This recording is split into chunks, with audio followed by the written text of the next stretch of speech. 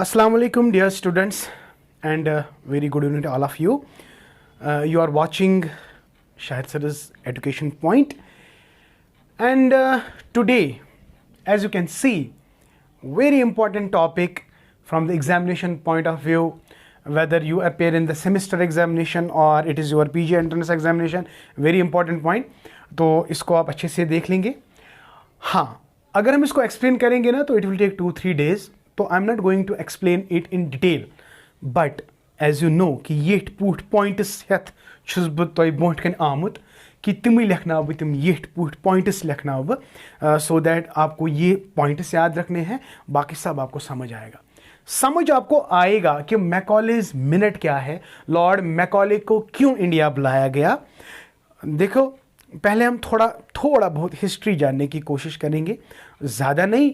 आपको हम बोर होने नहीं देंगे, हम ऐसा पढ़ाएंगे जो सब आपको याद रहेगा. ठीक है ना मेरे बेटा. तो लॉर्ड मैकॉलेज मिनट से पहले हमने एक कॉन्सेप्ट पढ़ा था जिसको मैंने कहा था क्या, charter act 1813.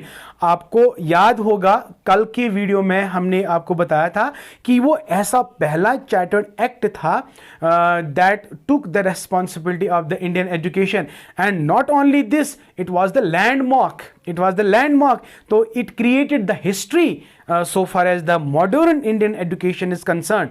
Right my dear. इससे पहले किसी डॉक्यूमेंट, कोई भी डॉक्यूमेंट तैयार नहीं किया गया था from the Britishers, so that हम इंडियन एजुकेशन को लेकर किसी डॉक्यूमेंट ने बात नहीं की, किसी भी बात नहीं की. तो it was the first document we must से.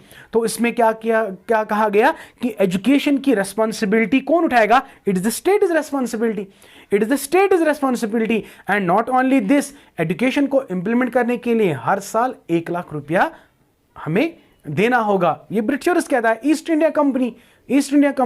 ठीक है बेटा. लेकिन ये सब होने के बावजूद वहां कंट्रोवर्सी शुरू हो गई. तो कंट्रोवर्सी क्या शुरू हो गई थी कि भाई अगर इंडियन एजुकेशन सिस्टम ब्रिटिशर्स के अंडर है तो मीडियम ऑफ इंस्ट्रक्शन क्या होगा? This is very important.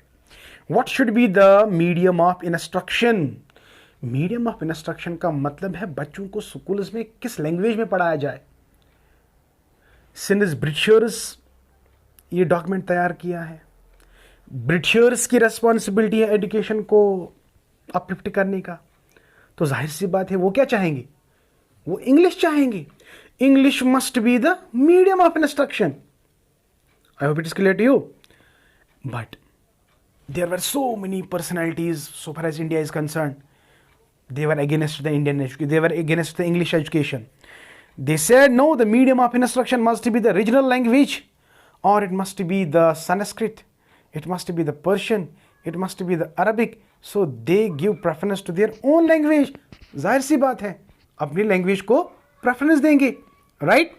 तो ऐसा क्यों है? अगर वो ऐसा भी नहीं करते ना तो आज इंडिया का जो अपना लिटरेचर होता तो वो कहीं का नहीं होता. सब कुछ हमें क्या पढ़ना होता? English language. तो हमारा तो कोई पहचान ही नहीं होती. तो इसलिए वहाँ पे कंट्रोवर्सी शुरू हो गए थे. तो इतने कंट्रोवर्सी शुरू हो गए तो ये एंड का नाम ही नहीं ले रहे थे. उस वक्त जो गवर्नर थे इंडिया के ब्रिटिशर्स के वक्त, दैट वाज लॉर्ड विलियम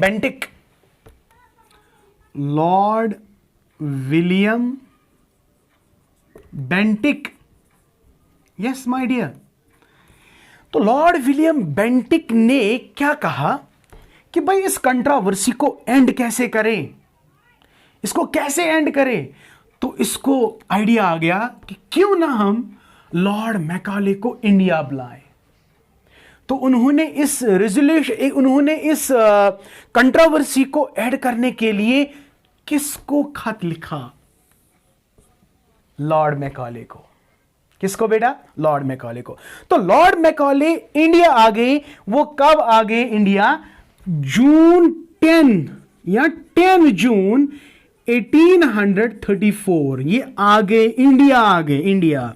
ये date, the date is very important my dear. Question कि लॉर्ड मैकॉले कब इंडिया आ गए? 10 जून 1834. Must remember. Very important, very important. लेकिन जो लॉर्ड मैकॉले था, ये बेटा बेटा याद रखना है, ये बहुत ही इंपॉर्टेंट। तो विलियम बेंटिक ने किसको बुलाया, शाबाश, लॉर्ड मैकॉले को, और as a law member of the council, as a law member of the council. फिर इसको चेयरमैन बनाया गया था पब्लिक इंस्ट्रक्शंस का, was made chairman of public instruction by Bentinck, क्योंकि बेंटिक ही उस वक्त के गवर्नर जनरल थे, तो उन्होंने इसको क्या चेयरमैन बनाया, किसका, पब्लिक इंस्ट्रक्शंस का। उस वक्त जब कंट्रोवर्सी चल रही थी, जब दो क्लासेस क्रिएट हो गए थे, ओरिएंटलिस्ट्स एंड ऑक्सीडेंटलिस्ट्स। ओरिएंटलिस्ट्स कहते थे कि हम अपनी language as a medium of instruction रखना चाहते हैं, like Sanskrit, like Arabic, like Urdu, Persian etcetera. तो they were called orientalists. They were the staunch supporters of the native language. They were the staunch supporters of their regional language. They don't accept English as a medium of instruction. अगर वो ऐसा करते तो आज आप तो बदली हाल है ऐसे। तो ये कंट्रोवर्सीज खतरनाक थे, हल ही नहीं होते थे। तो फिर Lord Macaulay as a law में, लॉर्ड मैकॉले को क्यों लाया गया था? क्योंकि उस वक्त लॉर्ड मैकॉले मतलब एक बड़े ऑरेटर थे, बहुत बड़े स्कॉलर माने जाते थे।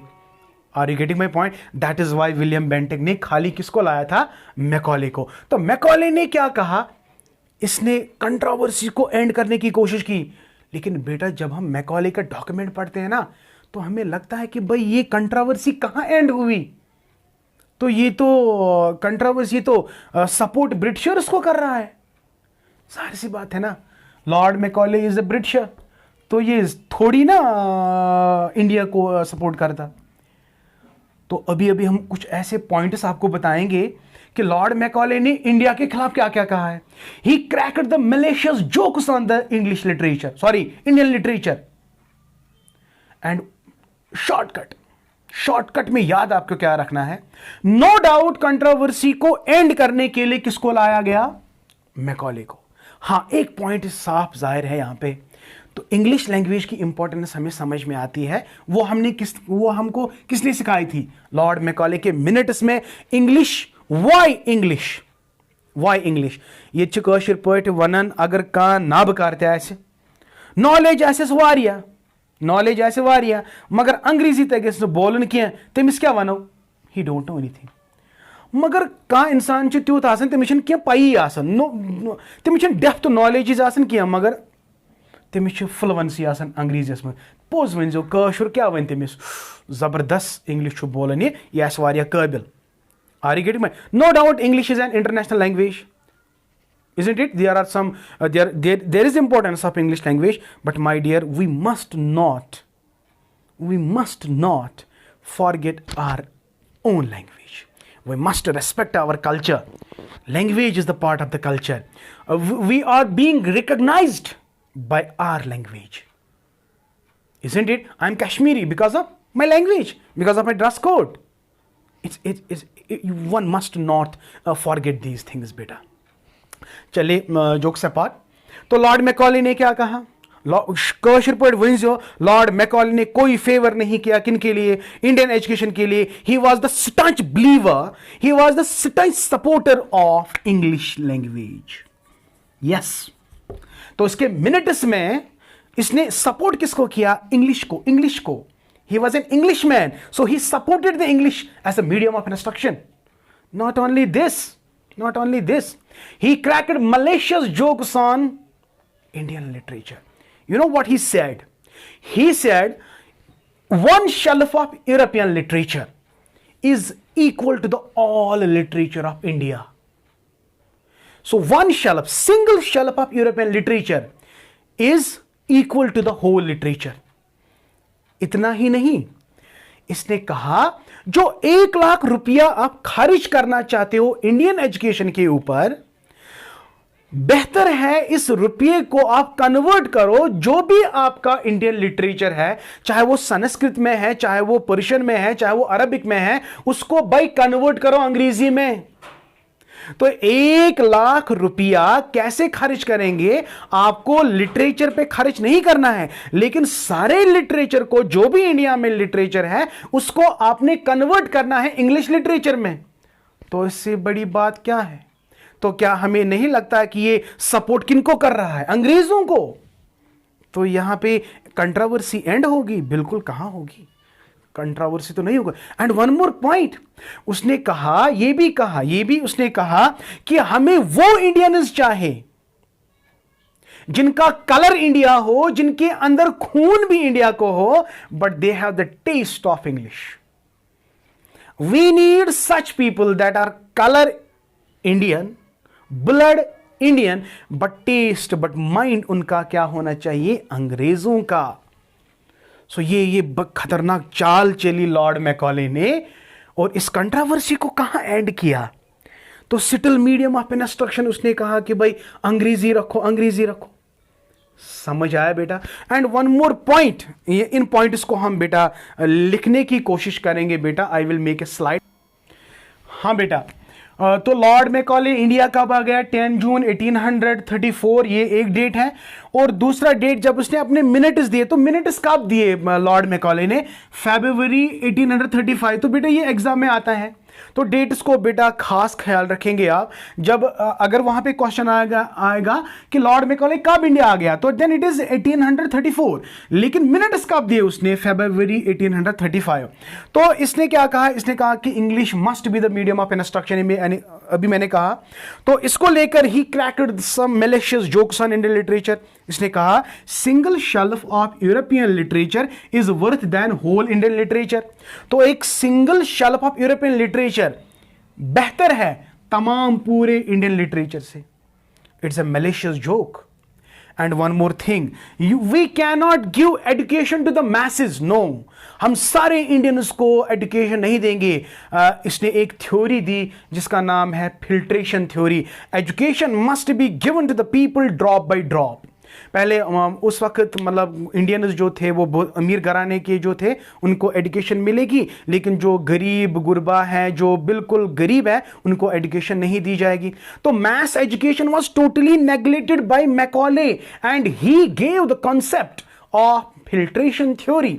फिल्ट्रेशन थ्योरी का मतलब क्या है? Education must be given to the people drop by drop, not at a time. Education was not given, was not a fundamental right for the every citizen of the India. No, only the elite group जो उस वक्त थे। आपने बहुत सारे movies में देखा होगा कि इंडिया वर्सेस ब्रिटिशर्स, उस वक्त की अगर आप मूवी देखेंगे तो बहुत सारे इंडियंस जो थे वो किनके साथ मिले थे? ब्रिटिशर्स के साथ। तो उनके बच्चे उन बड़े बड़े स्कूल्स में जाते थे, लेकिन जो बेचारा गरीब था उनको एजुकेशन नहीं दी जाती थी। तो इस कॉन्सेप्ट को कहते हैं बेटा फिल्ट्रेशन थ्योरी। इस फिल्ट्रेशन थ्योरी को, दैट इज मैस एजुकेशन, मतलब गो यम साथ सारी कैसे निवालो सैर नहीं दिमो एजुकेशन। मगर Lord Macaulay was against mass education. Mass education ने उसको सपोर्ट नहीं किया। इसने किसको सपोर्ट किया? इसने सपोर्ट किया किसको? मतलब elite groups of the people, यानी फिल्ट्रेशन थ्योरी। तो one more point, filtration theory was advocated. Filtration theory was advocated, that is education must be given drop by drop. ये ड्रॉप बाय ड्रॉप का मतलब यहां पे क्या है? अमीरों को दो, पहला ड्रॉप अमीर के पास चला जाएगा, फिर वहां पे क्या बचेगा? कुछ नहीं। तो masses of the people neglected. तो mass education was not supported by lord Macaulay. One more thing, lord Macaulay को कहा गया हु इज स्कॉलर। उसने पता है क्या क्या? Scholar is he who has read Milton's philosophy. Again British, who has read Sophocles. यानी जो ब्रिटिशर्स की पोइट्री थी, ब्रिटिशर्स का लिटरेचर था, उसी इंसान को मतलब स्कॉलर कहेंगे जिसने इंग्लिश लिटरेचर पढ़ा होगा। वो इंसान जिसने संस्कृत पढ़ा, अरबिक पढ़ा, पर्शियन पढ़ा, he is not a scholar.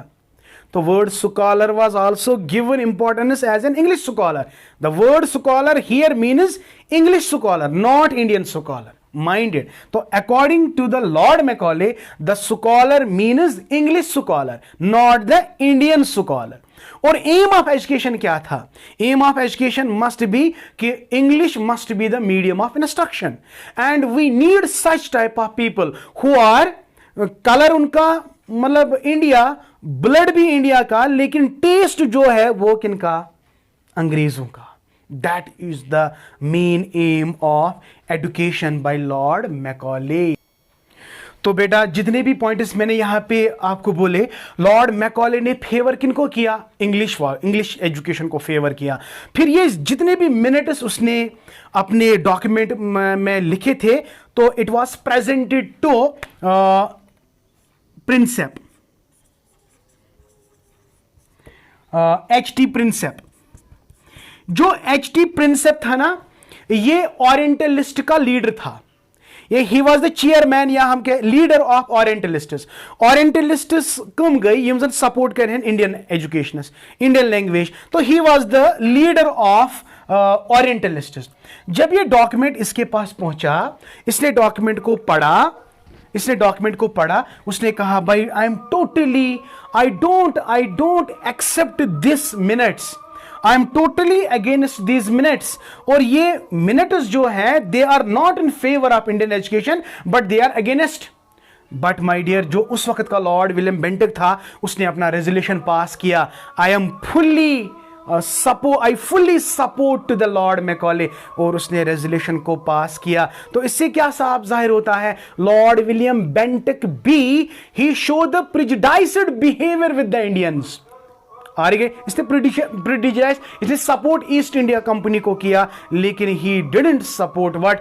Indian education. तो बेटा जब ये नोटिस पे आप पढ़ोगे, जितने पॉइंट्स मैंने यहां पे डिस्कस किए ना, इसके अलावा तो कोई क्वेश्चन का मतलब क्वेश्चन आ ही नहीं सकता. जितने पॉइंट्स मैंने यहां पे आपको बताए, उसी में से इंशाल्लाह पॉइंट्स आएंगे. लास्ट में एक ही पॉइंट आपको याद रखना है कि लॉर्ड मैकॉले जो था, ही was the supporter of the English language, not the supporter of Indian language, and he cracked malicious jokes on the Indian literature, and he said that whole Indian literature is equal to the one shelf of the European literature. इससे क्या साफ जाहिर होता है कि European literature is worth, it has a worth than whole Indian literature. And one more thing, scholar has, the definition of scholar has been accepted as an English scholar who has read Milton's philosophy, who has read Locke's philosophy. That is the scholar. Indian scholar term was not accepted. Mass education was totally neglected. Filtration theory was accepted. Give education to the people by drop, but not at all. Are you getting my point? So that is why, keeping all these things in mind, we can say Lord Macaulay जो है, he was totally against the Indian education. और ये forward जो minutes थे, किसको forward किए गए?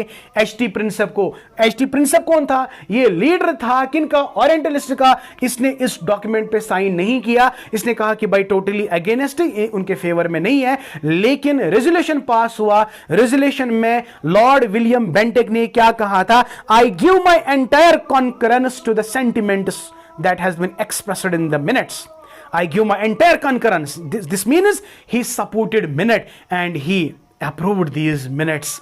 Are you getting my point? तो अब आप मुझे बोले कमेंट में ज़रूर लिखना, क्या कंट्रोवर्सी स्टॉप हुई कि कंट्रोवर्सी और ज़्यादा बढ़ेगी. Thank you, may Allah bless you, and thank you for watching Shahid sir's education point. And one more request for you, again I am requesting you, please beta forward my lectures to other persons, forward my videos to other students beta. And if you are new to my channel, kindly subscribe to my channel, like my channel, share my channel, and please do comment. Thank you, may Allah bless you, and keep always learning.